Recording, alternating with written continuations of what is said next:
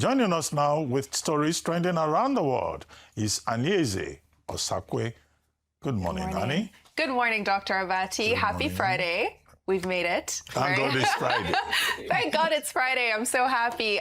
So good to see you. Good morning, and good morning, Vimbai. Good morning, Annie. How are you? I'm well. We're we're happy it's Friday, you know, ready to start the weekend. And I'm sure all of you are as well. Good morning to everyone out there. Thank you all for starting your day with us.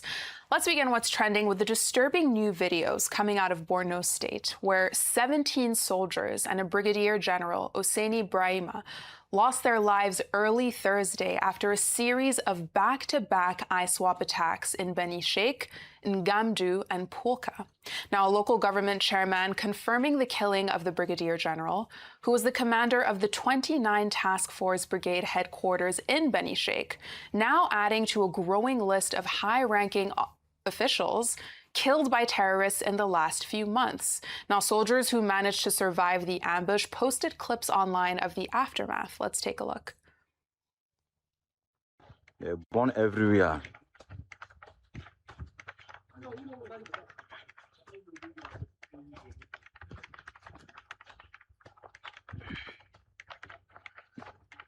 Born everywhere, done. Shows that they pass through every day. Many people don't die today. May their soul rest in peace. May their souls rest in peace. And this comes as tributes have also started pouring in this morning about the life that the Brigadier General lived and the legacy that he's leaving behind. Now, former Arise journalist Suleiman Alede, who knew him personally, wrote in a post on Instagram, and I'll read from that statement. He was a truly detribalized Nigerian. Though he hailed from our home in Borno State, he possessed a spirit that transcended borders. He saw every part of Nigeria as his home and every Nigerian as his kin. He was a man of the people, whose loyalty was to the flag and the peace of our nation. To many, his towering height, his calm composure were his most striking features.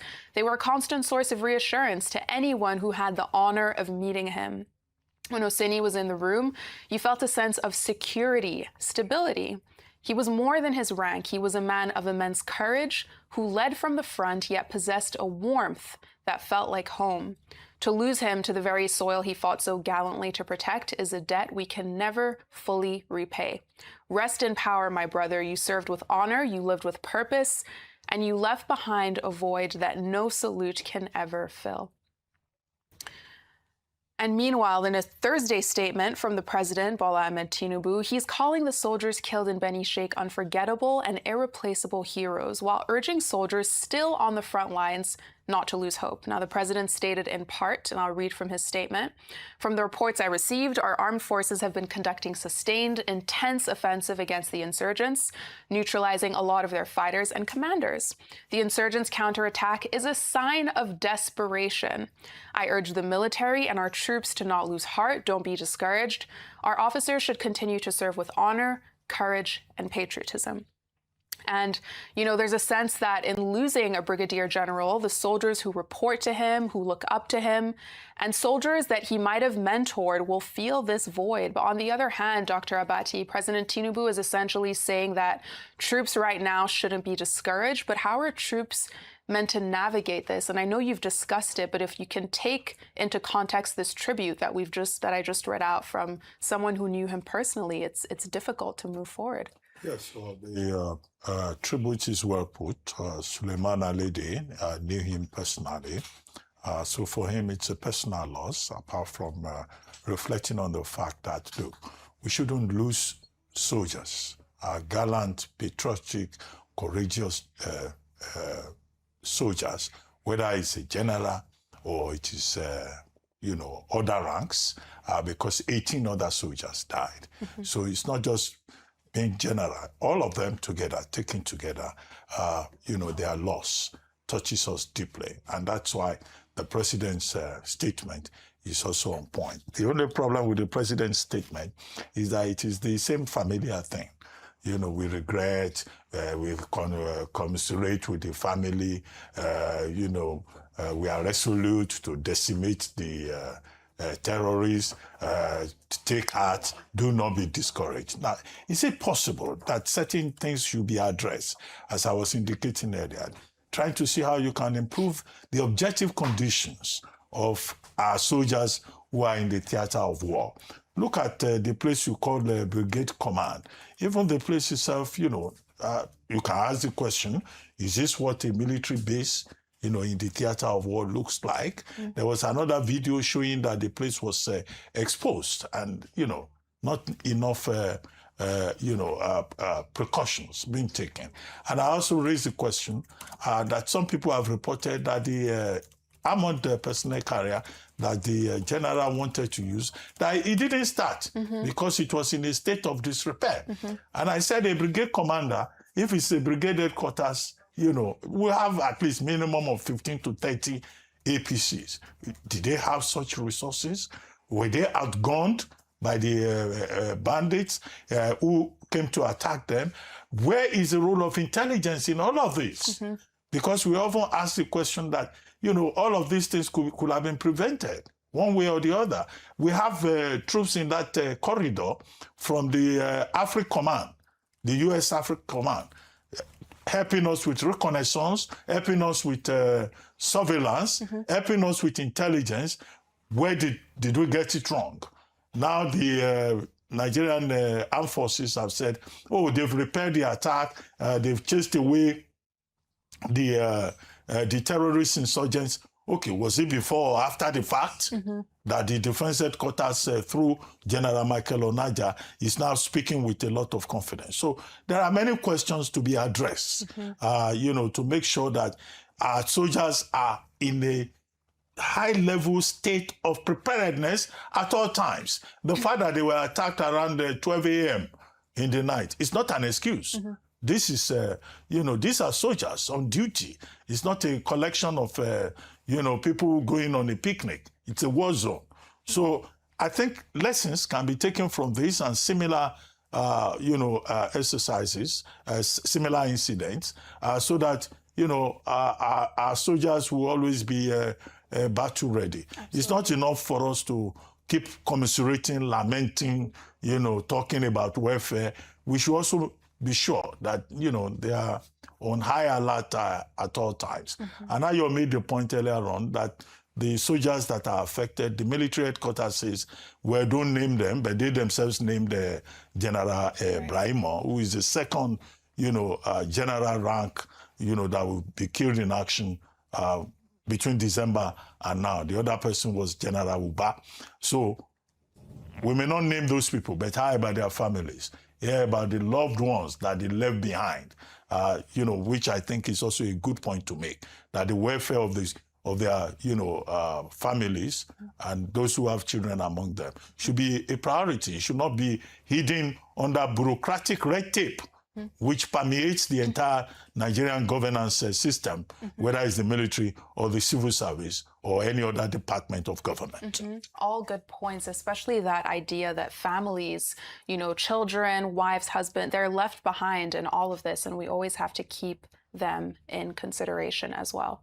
Now, in a similar vein, let's take our next story from Kwara State, where in a new video that almost feels like deja vu, the same group of 176 people who were kidnapped from the Woro community in Kayama local government area back in February are back, begging the public, the government, anyone really, to come to their rescue. Now, in this clip, different women plead to be rescued in a range of languages, including English and Hausa, but let's take a look. Sisters and brothers, we are here today. We are those people that are back from Woro, Kayama local government. On February 3, now we are in April 8. Please, we are begging you. This is our last opportunity that they gave us. We have small children with us, and we have some people with pregnancy. Please assist us. Those people are here, some people with anemia, that sickness of blood. Please help us. We are begging you. This is our last opportunity that we have done everything, and they are not beating us. They are not. They give us food and place with water. Everything is available, but we are still begging you. Please, we beg you. Please, this is our last opportunity. Now, over 2 months, like she said, have gone by since they've been held in captivity, with no statement from the governor, Abdulrahman Abdulrazak, on this latest video or on any update really regarding this group of people. When the attack happened, the state government did say that it was working with security agencies and stakeholders to rescue the victims. And this comes as Kwara is now one of 23 states, and we have a map graphic, 23 states now on the do not travel list from the US, which have basically flagged different states across the country as being places where people should not go. This is now more than half of Nigeria, you know, in a state of disarray. And Vimbai, I'll come to you on this story because, you know, I think something else that was interesting that the lady said was that there are pregnant women here, there are people living with anemia. What are they supposed to do? Yeah. And she also said that they're being given food and water, and which speaks to a point that we raise often, which is around the war economy. The war economy has different facets to it. But in this instance, you know, we've often said go after the financiers of these terrorists, go after, you know, the people who are backing them. But these terrorists have also morphed now to a point where they are now using banditry, kidnapping as ways to finance themselves, which goes to show you that the traditional ways of them raising cash have now become more difficult. So now you have this instance where there's this group of 176 people in Kwara State. Because we've created a culture of whether we do it overtly or covertly, negotiating with bandits, paying ransom, these people are now on ice. Their lives have been put on pause because these bandits have created an understanding, they've gained an understanding that, well, if pattern and history is anything to go by, the money will drop from somewhere, somehow. And that's why they now drop all this horrible propaganda. They allow them to record these videos because they are using these innocent women, children, young people amongst them for their own personal gain to try and fundraise for these evil work, for the evil work that they're doing. So this cycle exists. It is well documented.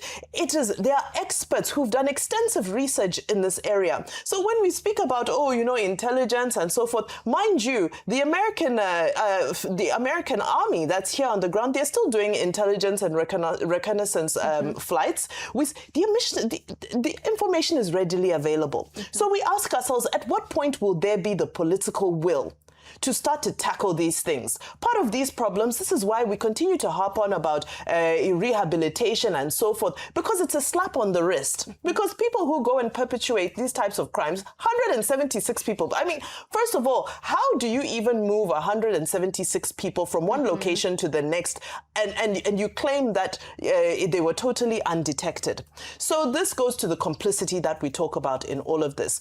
And to now link it to the previous story around you know, what happened yesterday in Borno State and in other areas, you're now seeing this convergence that I always talk about, where ISWAP is now working with Boko Haram, they are now working with bandits, they are all just coming together because they realize that they're not being met with the type of force that they deserve to be met with. So yes, when we speak about non-kinetic, you know, they'll tell us various strategies around non-kinetic, but that non-kinetic now needs to include more arrests, more prosecutions, more convictions, people being put away, people actually suffering the consequences of these horrendous acts. Now, in the meantime, we're here pleading for these 176 people because of the precedent we've set. Does that mean that now somebody's going to have to, you know, raise some type of amount of money to free these innocent people so that they can come back and rejoin society? Which society are they rejoining?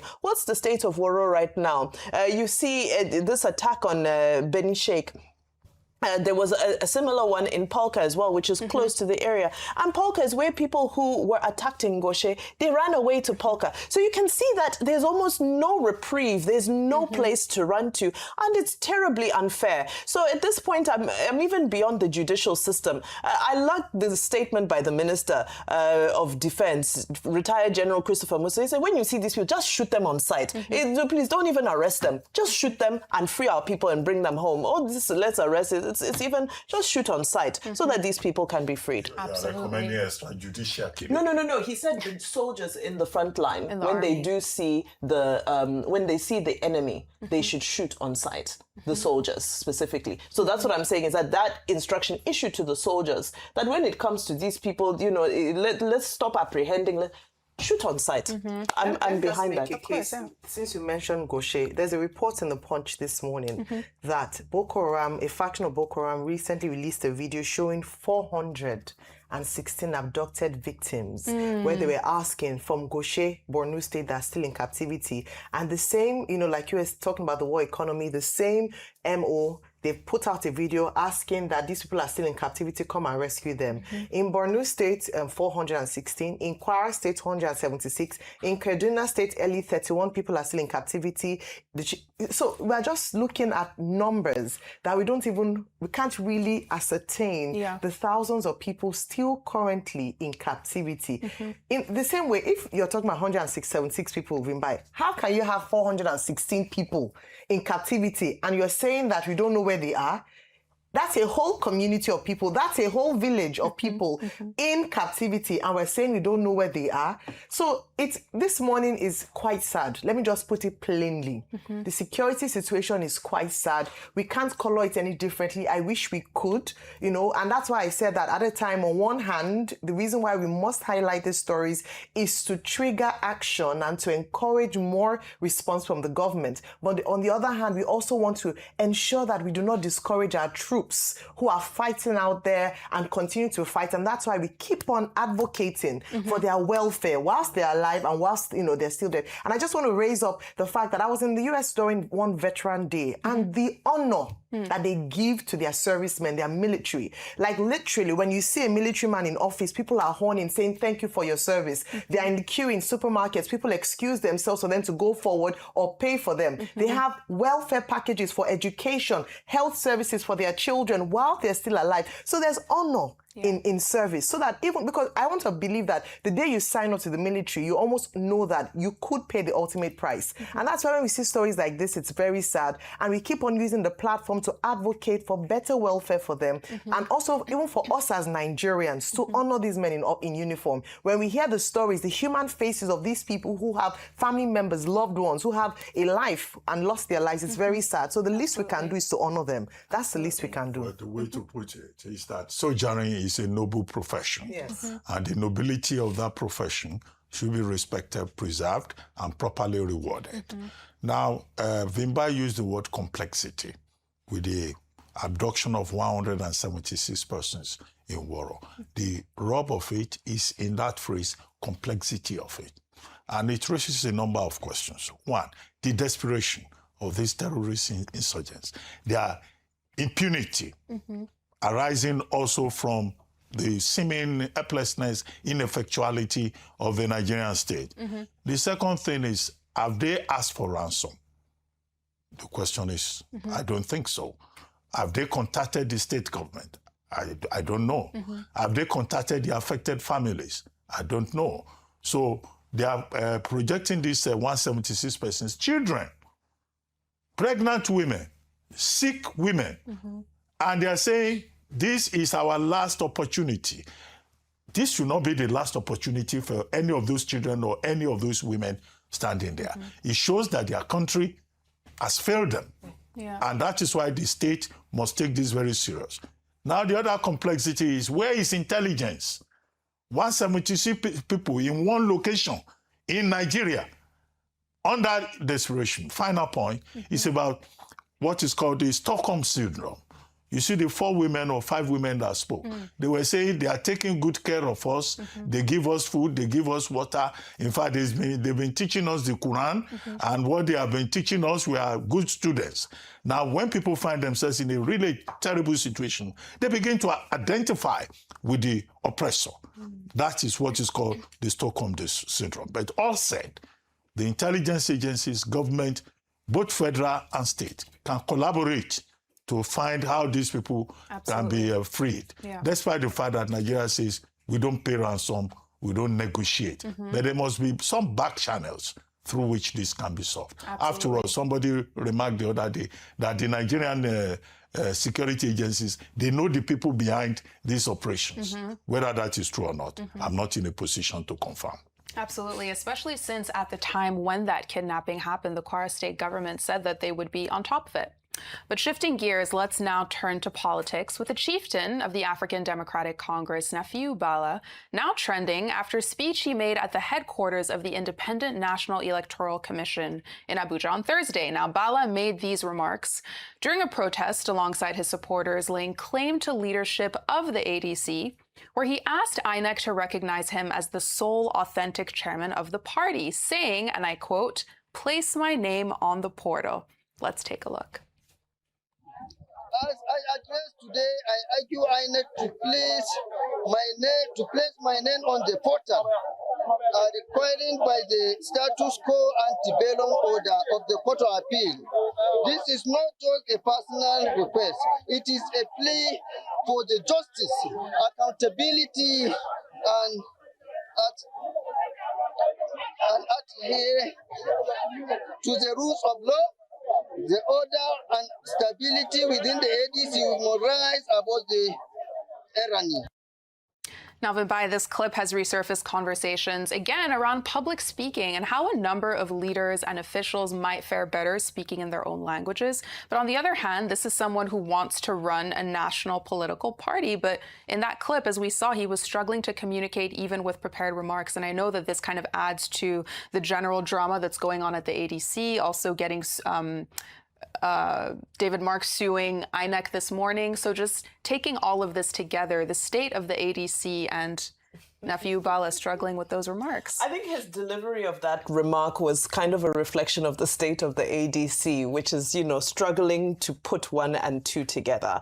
But I always maintained, I'm very pro-African, pan-African. I always maintain, speak your vernacular language. Let's just stick to our vernacular languages. We'll all be better off. English, it came on a ship. It's not our language. It's not a sign of intelligence, how well you can speak English. It would have been nice for him to have maybe prepared himself before reading this. That would have been a sign. So that's where I fault him, is that as a leader, you should be prepared for public speaking. If somebody prepared this for, obviously he didn't write it himself. If you remember, they were also abusing him because he doesn't know how to spell the word chairman. But anyway, so he would have recited this, rehearsed it before coming to address us, just as a sign of respect to us as well, that, he wants to communicate effectively with us. But I think all of these things are charades. They're turning this into a circus, and it shouldn't be. I protest, I counter-protest. INEC should recognize me. INEC does not have the power to recognize you. We know that where that power derives from. INEC can enforce it, but we know the process that's currently going. So for them to stage this counter-protest, they're turning the thing. I feel that this very serious issue is being trivialized, and we need to be careful about that because it is a serious issue. ADC is going to convention in 4 days, and that convention will be illegitimate if INEC doesn't recognize the David Mark faction of it. And we don't know what the plans are. I don't know whether Nafiu Gombe has plans for a counter-convention as well. But the deadline for primaries is 30th of May, fast approaching, and everything is still in as much disarray as his speech was. There's something called adult education, and it's right there in the school curriculum of Nigeria. Nafiu Bala Gombe needs to go back to school. They have schools in Gombe. If he doesn't want to go to school in Gombe, let him look for school in Abuja. He wants to be chairman of a party, cannot communicate in simple English. And I've resolved the dilemma when we faced a similar situation with one character from one ward in Edo State, that Section 55 of the Nigerian Constitution, 1999, as amended, says you can speak Yoruba, you can speak Hausa, you can speak Igbo. Okay, there is argument over Section 55 reducing it to just 3 major languages. But of course, we have over 400 languages. But in this kind of situation, he could have spoken Hausa and then get an interpreter to interpret. This character could not pronounce scrutiny.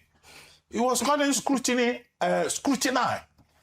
This character cannot pronounce adherence to the rule of law. In fact, it took me up to about 3-4 minutes to realize that he was trying to speak English and struggling with it. I thought he was speaking a local dialect that is not far. He could not say, I urge INEC. He said, I argue INEC. That's the man who wants to be chairman of a political party. And this is why, some people have argued that in terms of qualification for public office, whether a political party or a political appointment, there must be a certain minimum. Absolutely. One of these days, a motor park tout will become governor in this country. The way we are carrying on. No, the way we are carrying on. Well, no, we should be finishing school and learn the which finishes. No, we should take qualification for office more seriously. And I think this is very embarrassing. But they can quickly arrange an evening lessons for him so that he can learn. There's INEC deadline, Dr. Abati. You need to do it before the primary. No, but he can start now. He can start. He's a human being. He can grow. He can adapt. The characteristics of a living thing. Yeah. You can grow. You can adapt. You can learn. All good points. I mean, our leaders should be able to communicate, especially with the media, but also with the public as well.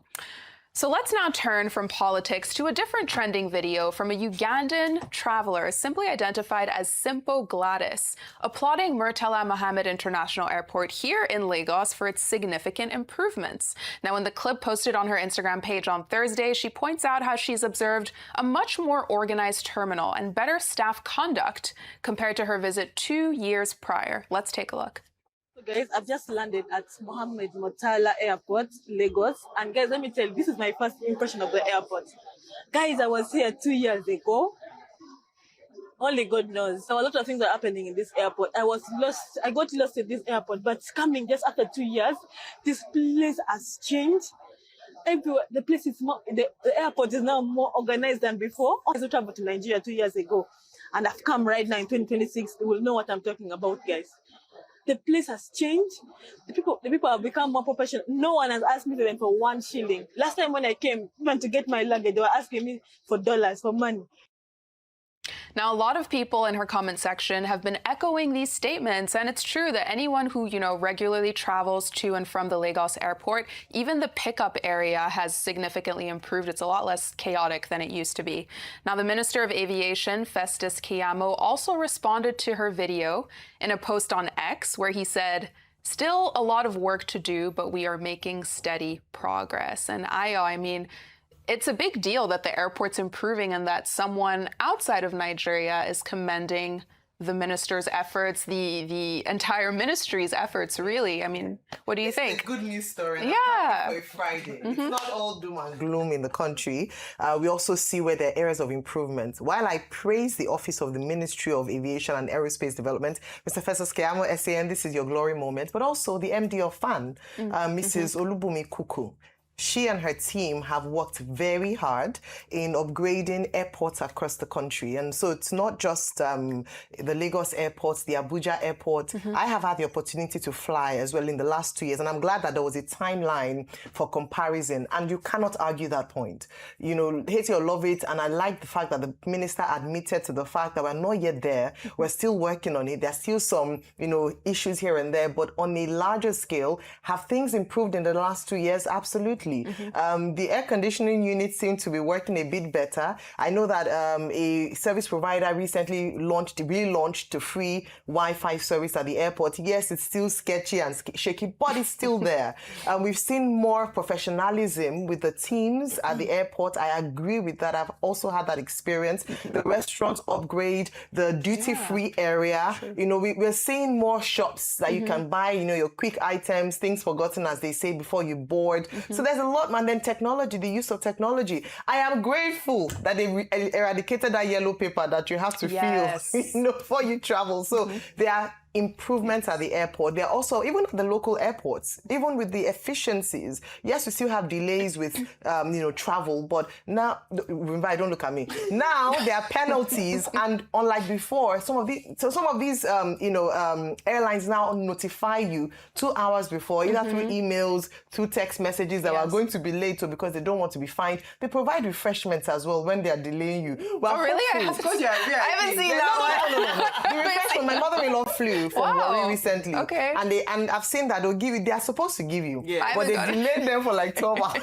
So what I'm saying is Some that airlines delay for 12 hours. yeah, so what I'm saying is that I'm not saying it is all good. The road to where the promised land, there's a journey. We are on that journey and we are making progress. And it's good to hear an unpaid influencer actually make an organic video. So today, Mr. Festus Keyamo, Mrs. Olubumi Kuku, and the team, take your flowers. Well done. Please, can I beg, though? Yes. I need to beg the immigration guys because the immigration are making life difficult for us.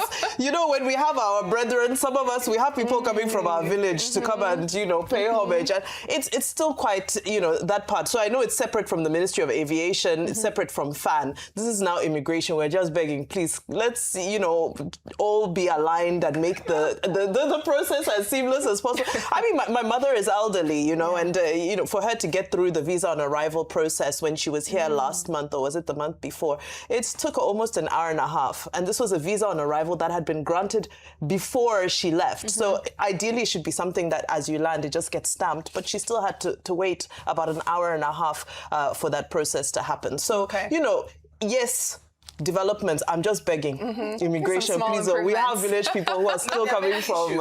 Please, I don't take it as me saying that everything is great. No, but I think on the way to progress, let's give encouragement. They've done well. Even the lines when you travel in is shorter. They are faster. So there are a number of things that I would say in the last 2 years. Remember, it's time bound as well. The improvements have happened. Is there a lot more to be done? Absolutely. But well done on what you've done so far. Absolutely amazing, and we love to see Nigeria that. is when you see any level of improvement, the challenge is always sustainability. There is no sustainability in most cases. Maybe you have some 2, 3, 4 persons in strategic places who are doing the right thing. If you remove them, you go back to the old system.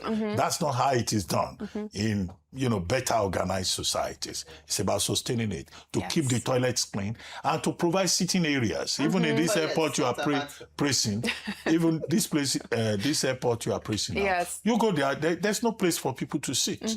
You have to keep standing, and then they've cordoned off the eating area because of the fire accident. They should make some other arrangements for people to ensure comfort for people waiting to board and people arriving who need to meet people. So there are still many gaps. And then that parking area, you know that building where you park. The queue there is still very long, and the processes are very slow. There's still a lot to fix. Definitely, there's absolutely still so much work to be done, but we're so glad to see these improvements. And as we talk about improvements at the airport, let's now turn to self-improvement, like working out, staying fit. With a viral video of former presidential candidate Peter Obi working out at a gym, sparking reactions online after it surfaced on social media on Thursday. Now, the footage posted by his campaign photographer shows the former presidential candidate exercising without a heavy security presence, drawing attention from supporters and critics alike. Let's take a look. Big energy. When I come through, big energy. Dark shades on, no, they see enemy. I bet that you heard of me. I know they form gangster, only big energy. When I come through, big energy. Dark shades on, no, they see enemy. I bet that you heard of me. I know they form gangster, only big energy. Now, this video has sparked a lot of conversations around relatability, leadership style. Some online are saying it's reassuring to see a leader physically fit. Others are questioning the optics, whether this was staged. And of course, some people have also resurfaced old clips of President Bola Ahmed Tinubu and Edo North Senator Adams Oshiomole's prior workout videos too. Let's take a look.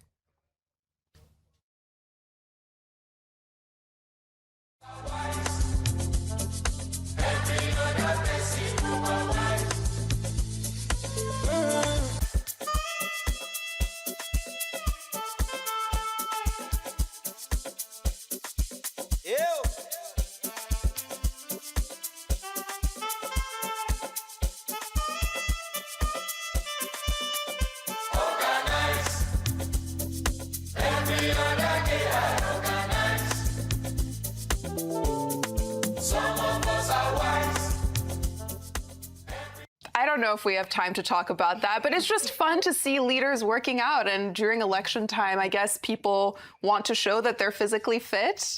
We don't want to see videos. We want to see certificate of fitness from your doctors. Please. Good for the fitness and the health of our leaders. Matters. Is important news. They should start paying for all these advertisements. If you don't have any other story, let us go. Yes, there are. This governor show. Senator Odeoshobole's video is headline news, Dr. Abbas. Absolutely. No, but we are running out of time. So let's take our next story from Adamawa State, where right now workers of the Dangote sugar refinery are on high alert after the company sent a final warning to staff to stop eating the company's sugar cane on the job. Now, the company also telling security personnel to arrest anyone found doing so. Now, the warning came in an internal circular dated on the 7th of April, signed by the head of HR, in which it says in part, and I'll read from that statement, "This is to warn all staff and workers who engage in chewing company sugarcane in the company factory premises that this act is a gross misconduct and tantamount to summary disciplinary actions. 1, the cane is company property with great value attached. 2, chewing cane and dropping the chaffs indiscriminately is degrading the company environment and it's messing up our housekeeping efforts. 3, DS Newman is a food industry that needs excellent housekeeping. And littering of chewing cane chaffs is not allowed." And I read in caps, "Be warned for the last time." And I'll take some quick reactions from people. One person said, "Imagine working at a sugarcane company and the most dangerous thing you can do is taste the product. Staff, just a small taste. Management, call security immediately." One other person said, "Wow, even small joys are being policed now. Discipline is important, but so is treating staff with trust and respect. Let's hope some common sense prevails." And I wonder if we have a quick moment just to talk about this. I mean, I'll come to you. What do you think? Or Dr. Abati, you know? I use the floor. I agree absolutely. I use the floor. With Dangote sugar. They should be arrested? No, I agree absolutely. Sugar cane is a primary raw material that they use, right? And that's why they say there's high value attached to it. If you allow staff to be chewing sugar cane all over the place and dropping chaff all over the place, they will be eating the profit of the company. It's a business organized for profit. That's about the work chop. Where a man work No, it's not that kind of job. When the product is finished, if they have allocation for staff, they can give them. But not to consume the raw material. They say rule number 1 of business, don't get high off your own supply. Exactly. Don't get high off your own supply. I wish we had more time for that, but we'll take our good news report now, with the Tolu Schools complex in Lagos now officially commissioned as one of the largest integrated school systems in West Africa, which will serve over 20,000 students. That's my state.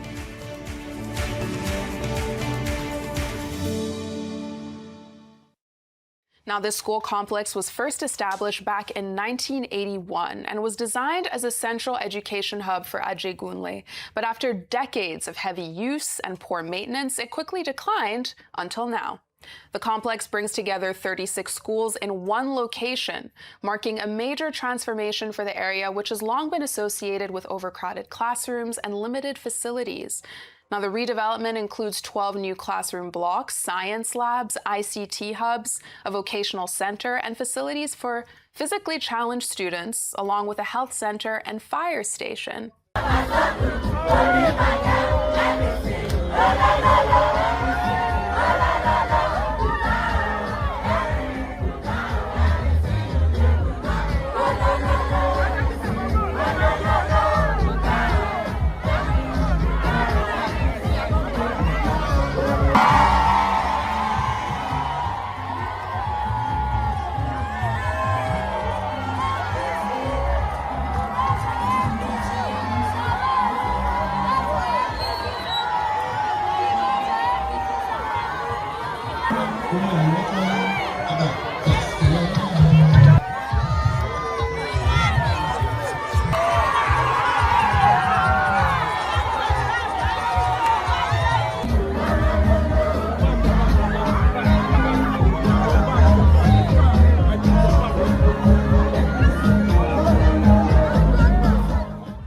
Now, this whole project was commissioned by President Tinubu, who was represented by the Senate President Godswill Akpabio at the ceremony, calling it representative of his administration's commitment to education reform under the Renewed Hope Agenda, which is just such an incredible achievement for Lagos State.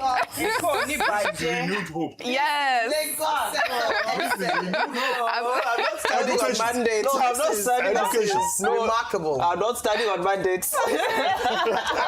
But remarkable. Well done, Lagos State. Education at the forefront. Absolutely, Well done. absolutely. And very quickly, before we end What's Trending, let's take a moment to head to Delta State, where our colleague and the anchor of What's Trending, Ojiope, is now at the funeral service for her father, Chief Nafiu Bala, who passed away on February 6th at 80 years old.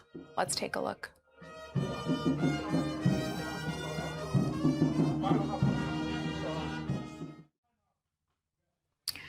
And that's all we have time for today on What's Trending. I'm glad we could get through everything. All kinds of stories today.